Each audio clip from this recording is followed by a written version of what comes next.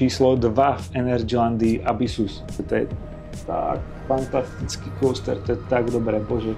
Som veľmi rád, že sa na ňo teraz môžem pozerať a išiel by som hneď znovu. Ten launch, ja som bol na viacerých launchovaných coasteroch. Toto není žiadna bomba.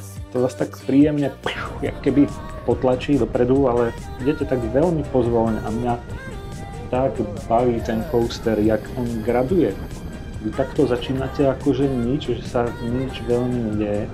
Je to veľmi príjemné, je to tak hladká jazda, je to tak hladké, oh bože. A potom príde tento launch, kedy pochopíte, že ide do tuhela, že to je real shit. A tento drop je parádny. Skvelé sily to dáva. Aj tento loop.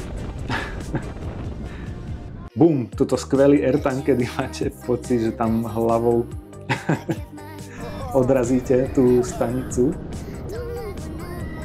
a dáva to brutálne sily, akože on sa to nezdá, ten vláčik ide tak nenútene, tak vláčne, všetko je to veľmi hladké, ale tie sily to dáva a potom bum, parádny airtime.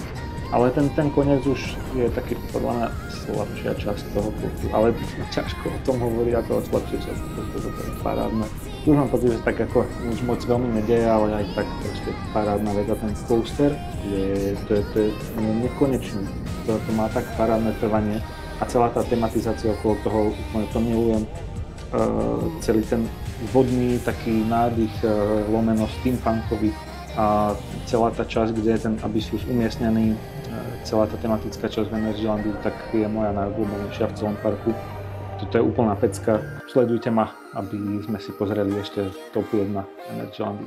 Asi jediný dôvod, prečo toto není na jednotke, je, že už nám ostáva, a vy asi veľmi dobre tušíte, Zadra a ja mám proste slabosť pre RMC coaster.